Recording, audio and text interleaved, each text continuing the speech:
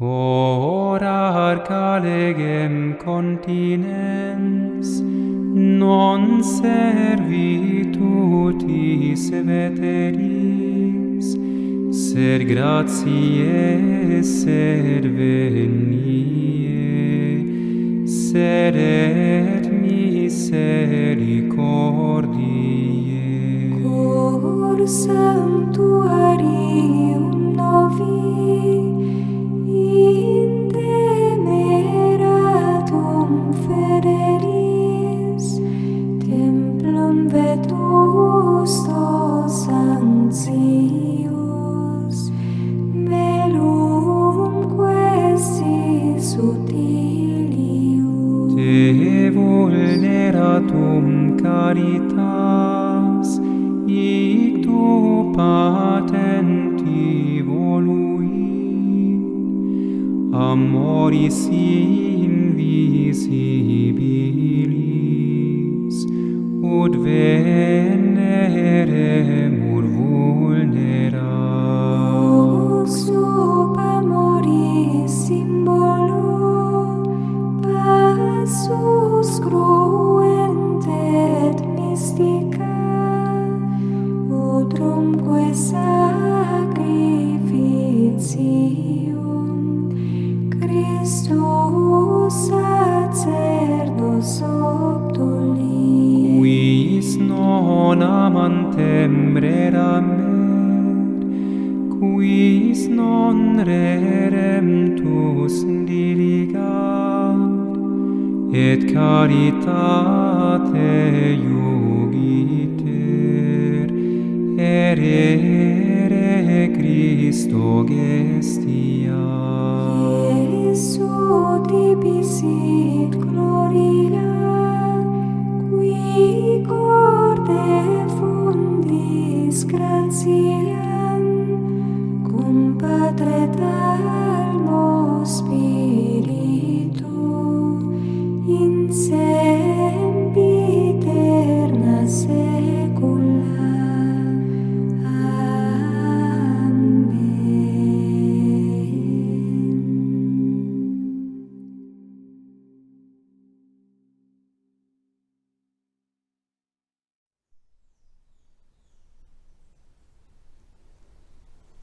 O Divino Amigo.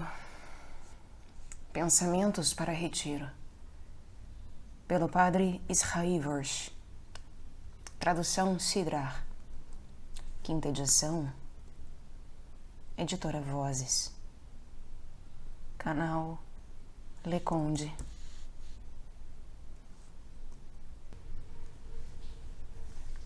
Dia 4º.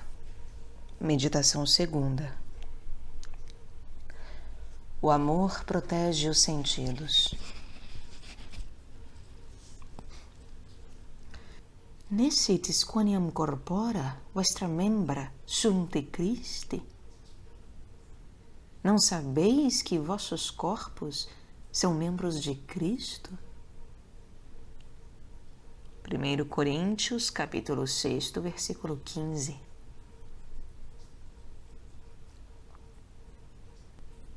No homem, tudo se concentra. Aquele que quer desenvolver em si o reino do amor de Jesus não pode se contentar em dirigir sua vontade e sua inteligência, nem mesmo sua imaginação e suas paixões.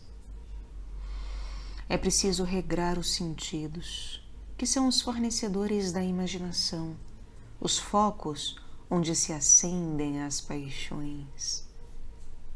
Deus assim os quis. Na nossa existência, o corpo, os nervos, os músculos, os sentidos representam um importante papel. Deus quer tirar de tão ínfima natureza uma glória infinita.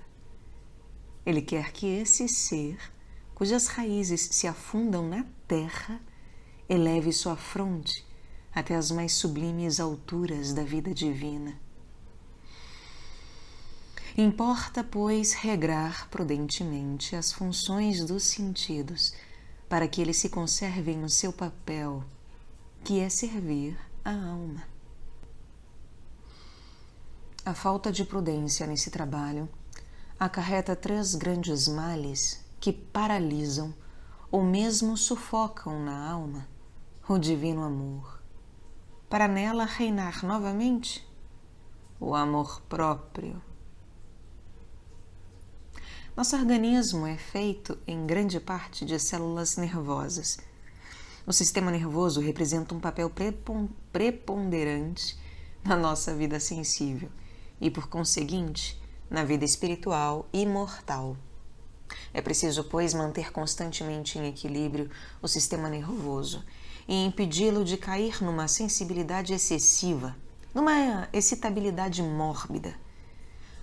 Algumas almas piedosas não notam esse lado fraco de sua vida espiritual. Elas se aplicam, na vida privada, a ocupações, leituras, distrações, a tudo que alimenta a sensibilidade, a emotividade. As emoções são para elas como um narcótico que adormece e acalma por instantes seu sistema nervoso. Mas em breve, a necessidade de excitação se faz sentir com maior intensidade. O reino tranquilo de Deus não se pode consolidar nessas almas. O egoísmo, um egoísmo sutil, a necessidade de sentir-se comovida, toma nelas demasiado espaço. Todas as forças vivas se esgotam em sensações. Todas as seivas são drenadas pelo sentimentalismo. A essas horas de emoção sucedem dias de abatimento e de cansaço. O sistema nervoso excitado tem necessidade de relaxar-se. A alma deve, cuidadosamente, evitar cair nessa excitação nervosa. No dia de oração, ela deve ir-se de procurar o lado emotivo. Nesses momentos de consolação ou de união com Deus, deve evitar acentuar o lado sensível. Antes, porém, fazer atos de amor puramente espirituais e prevenir as emoções fortes. Para viver, cantar o corpo. Sem as forças no corpo, não há energia na vontade. Por outro lado, o corpo demasiadamente cuidado se revolta. Nesse ponto é necessário um meio termo. É perigoso dar ao corpo tudo quanto ele quer. Quanto mais se lhe dá, tanto mais exige. E quando ele se sente senhor, conspira contra a alma, traindo-a. O corpo é um escravo. Devemos tratá-lo como tal, isto é, não lhe dar mais que o necessário. Mas também impede, em regra geral, dar-lhe o necessário em repouso, recreação e alimento. Seria um erro funesto, no qual incidem muitas almas, não dar ao corpo o alívio e repouso de que carece. A experiência cotidiana demonstra que, muitas vezes, as tristezas, a aridez, o abatimento provém da negligência em dar ao corpo o conforto que lhe reclama. Após uma noite de repouso, dificuldades que pareciam insuperáveis desaparecem como por encanto. Soluções, em situações sem saída, apresentam-se ao espírito. A coragem se refaz, a vontade encontra sua energia, os nervos acalmam-se, a imaginação tranquiliza-se e o espírito se esclarece. O homem deve tirar todas as vantagens possíveis da parte corpórea de seu ser. Se ele trata o corpo com uma sábia moderação, este prestar-lhe-á grandes serviços. Jesus, que conhece bem nossa natureza, não pede à generalidade das almas grandes penitências corporais. Se, contudo, a inspiração divina sob as vistas do diretor, levasse a macerações excepcionais, seria preciso obedecer a Deus, que é livre para escolher a maneira pela qual o nosso ser deve glorificá-lo. O diretor prudente deixar-se-á raramente arrastar nesse caminho pelos desejos impacientes das almas noviças. A experiência prova que muitas vezes esta inspiração não vem de Deus. Resigna-te, minha alma, a não ser senão uma criança na vida espiritual. As grandes mortificações são reservadas às almas gigantes. Mas, se queres, podes resgatar esta inferioridade por uma heróica constância nas privações ou pequenas penitências que te impões a ti mesma. E já que resolveste fazer alguma coisa por Jesus, não desistas mais. Oh, como lhe farás prazer! Cuidar demasiadamente do corpo, abandonar-se a uma sensibilidade mórbida, são dois grandes males que conduzem a um terceiro ainda maior, a insubordinação dos sentidos, que destrói a angélica virtude, a bela e amável pureza. Para conservar-se em seu papel, os sentidos não deveriam tomar das coisas exteriores senão os objetos que não contrariam o fim último e não paralisam a vontade em busca do amor divino. Na realidade, contudo, os sentidos procuram, de preferência, os objetos mais contrários ao espírito e inclinam o homem a buscar recreações as mais opostas ao amor de Deus. É por isso que a luta pela angélica virtude é, ao mesmo tempo, a mais necessária, a mais difícil e a mais incessante. Ela exige uma vigília ininterrupta, um instante de relaxamento, e pode ser tarde demais.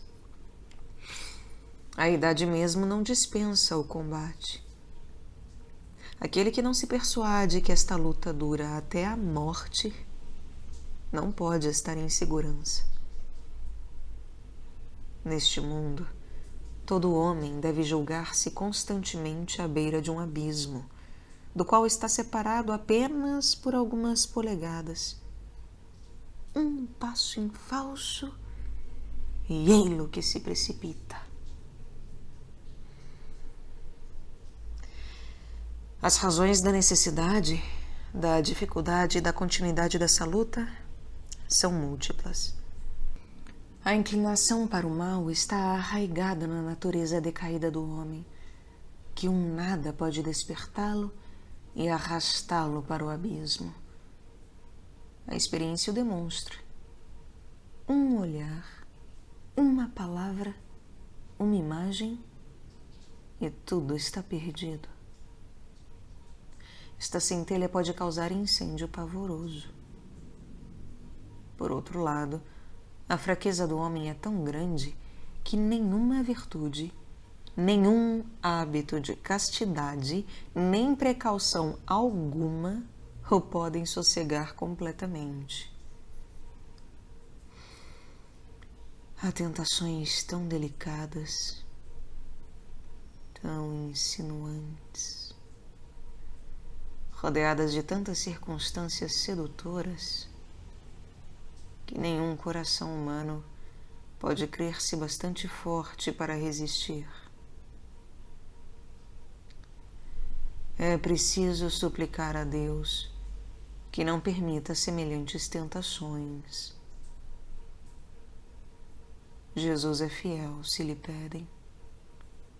Não permitirá que se seja tentado acima das forças. Um outro motivo que deve fazer tremer é a segurança na qual vive a maioria dos homens em presença de tão grande perigo.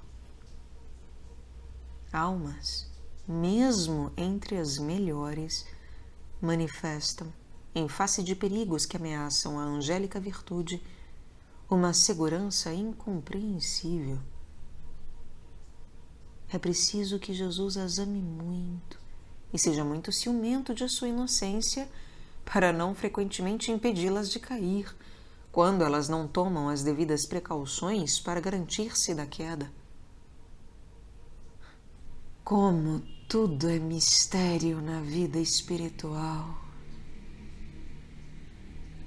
E como a paciência de Deus é infinita!